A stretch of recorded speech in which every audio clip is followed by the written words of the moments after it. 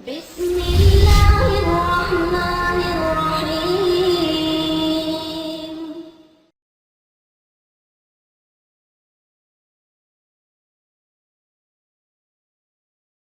And today I think it is, and maybe it's our fault as well, we don't talk about the women in Islamic history who have contributed to our civilization enough.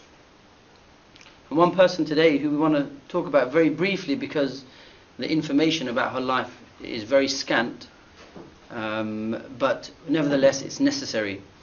And this is Fatimah Al-Fihri. May Allah subhanahu wa ta'ala have mercy on her. Can anyone put their hand up? Can they tell me, have you heard of Fatimah Al-Fihri? Yes. I think that's the general response. No one knows who she is. No one knows who she is. But inshallah, maybe today we can shed some light on this person, and really to draw out the lessons from her to our own lives. To our own lives. And what we can do as people now here, learning lessons from her life. So, without delay, let's just go then to very briefly about her biography of her life. Like I said, there's not much available. Definitely in English, French, maybe Spanish. There's not in the secondary languages. There's nothing available. I did try to look in as many Arabic sources as I could in the short time, but I wasn't able to find anything with lengthy biographical detail of her life. But anyway, Fatima was the daughter of a man called Muhammad bin Abdullah Al-Fihri Al-Qayrawani. There was a man, a very wealthy man, a very rich man called Muhammad Al-Fihri. He was from Tunisia, originally in the city of Qayrawan in Tunisia. And Muhammad Al-Fihri, he was a very successful businessman, a merchant. And he had a very high social nobility. He was a very high status in society. Some say they were a kind of a royal family.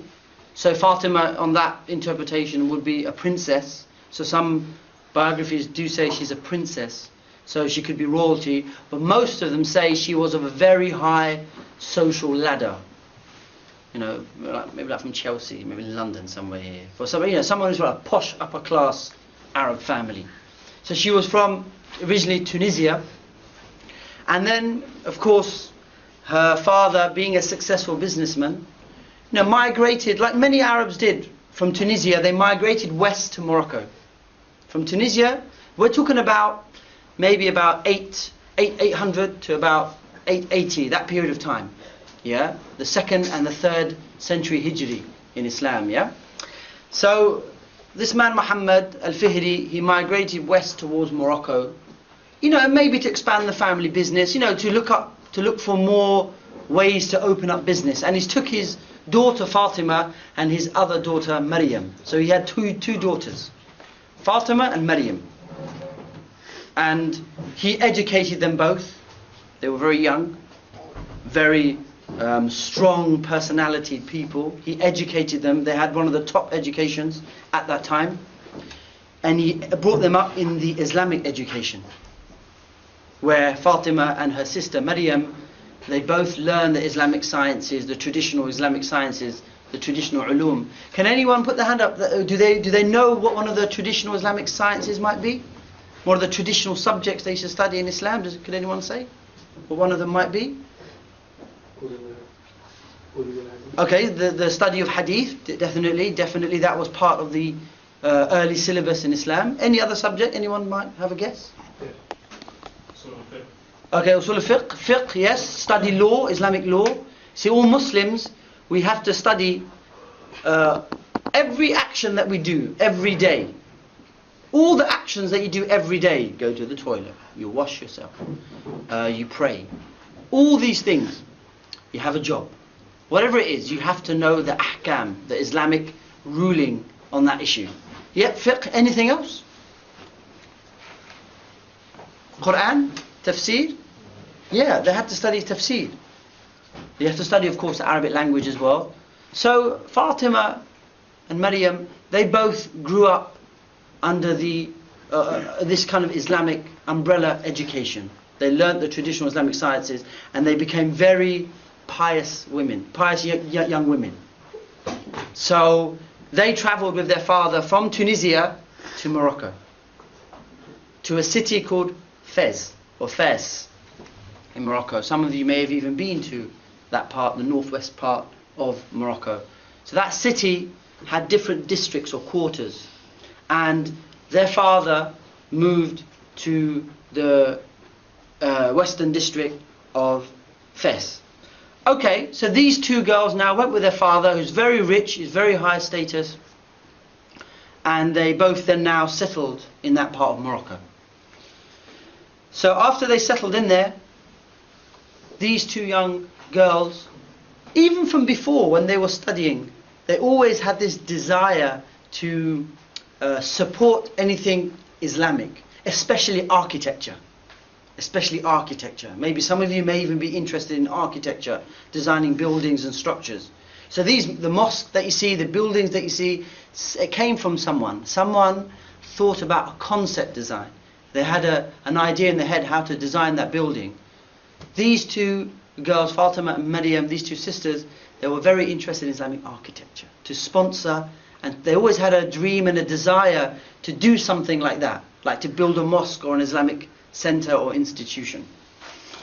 So as soon as they reached, that town in Morocco, they settled in.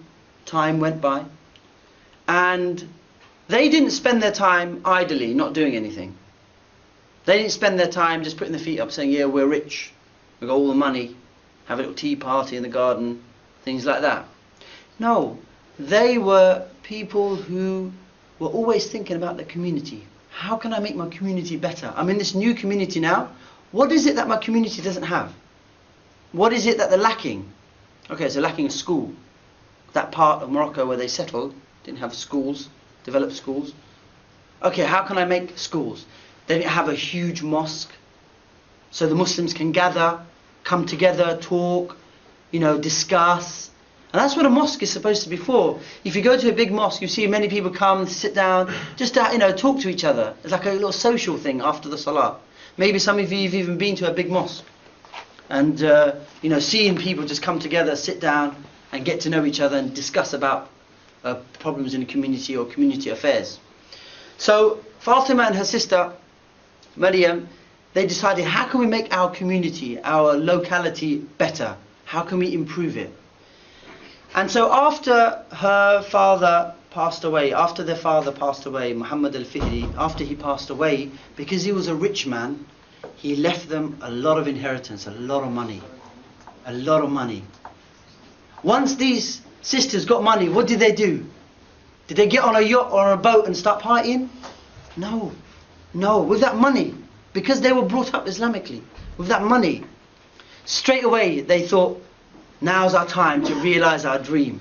The dream that we've always wanted to build a kind of center or a mosque, and sponsor the building of a mosque where people can come and pray and learn. Where people can come and pray and learn Islamic knowledge. They can do ibadah, worship, and they can learn knowledge. So their father left them a huge sum of money. Huge sum of money. The sources don't tell us exactly how much, but it was a lot of money. It was a lot of money. So both of them began to realize their dream. Maryam, Fatima Al-Fihri's sister, Maryam Al-Fihri, she sponsored the building of the mosque in Fez called the Al-Andalus Mosque. So her sister sponsored that, and then Fatima Al-Fihri sponsored the construction of the mosque, which she named after her town, her city in Tunisia, Al-Qarawiyyin. She called it the Qarawiyyin Mosque. And this mosque was to become one of the crowning achievements of that part of Africa, that part of North Africa. Now what happened, so in 245, about 859 Hijri, so we're looking at the 3rd century, the Qarawiyyin Mosque in the northwest city of Fez in Morocco was established, and it was from the money Fatima gave free to build the house of Allah. So the inheritance money that she had, She donated that as waqf, as an endowment, a payment, all or most of her money to get this mosque constructed and built.